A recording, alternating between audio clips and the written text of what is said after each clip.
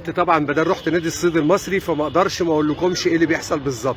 حاجه جميله جدا جدا جدا. انا على الهوا دلوقتي، وانا مش عاوز اقول لكم قد ايه فرحان لما بلاقي حاجه حلوه. بفرح جدا جدا جدا. ده ملعب الكوره اللي اتعودنا فيه نتفرج على الدورات الرمضانيه واحلى ايام عمرنا هنا.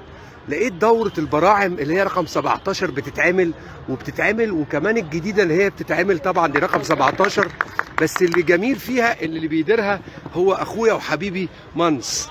اهو منصور اهو، هو الراجل ده اللي انتوا هتشوفوه اهو معاكم اهو. ايه الجمال ده؟ ايه جمال. مبروك يا جماعه على فكره يعني شو جامد جدا وبطوله جامده جدا.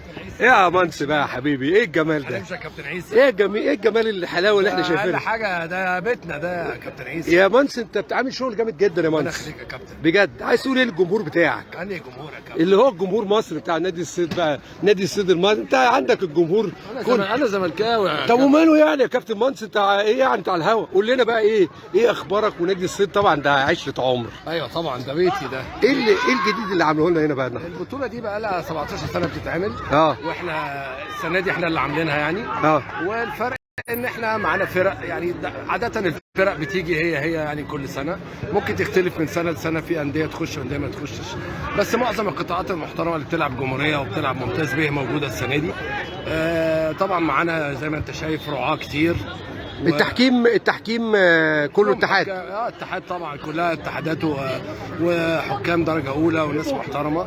وزي ما انت شايف يعني بيراميدز منورانا، اسماعيلي، مصري، الزمالك، اتحاد، يعني كل حبايبك بيسلموا، ابتدوا يخشوا يسلموا عليك. بسلم عليهم كلهم. حبيبي يا منص، حبيبي عيسى. وعامل شغل انت في الكوره على طول عمرك انت. حاجه جامده جدا. انا بحبها بقى. هنعمل ايه؟ والناس الجميله اللي طبعا دول كباتننا دول، يعني حاجه جامده جدا جدا. يا كوتش منور الدنيا، يا كوتش منورين الدنيا.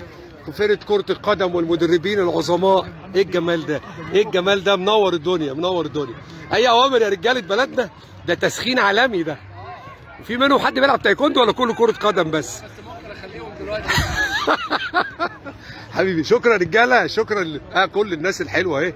السلام عليكم يا كباتن، منورين الدنيا كلها. البطوله ناجحه بحضراتكم. الراجل ده بجنب، بصوا ده الراجل ده لازم تعمله كده من فوق. حبايبي شكرا يا حضرات. حماده النقيب يا جميل منور الدنيا كلها. انا ما بصدق اول ما باجي نادي الصيد والاقي ايفنت او الاقي حاجه حلوه بقولها. يعني انا انتوا عارفين انا صيداوي حتى النخاع. منص ده بقى اخويا واحنا متربيين مع بعض. يعني جميل انك تلاقي نادي الصيد باخواته باولاد نادي الصيد هم اللي بيعملوا الايفنتات والنجاح. دايما من نجاح لنجاح، وان شاء الله بالتوفيق وجود لك للجميع.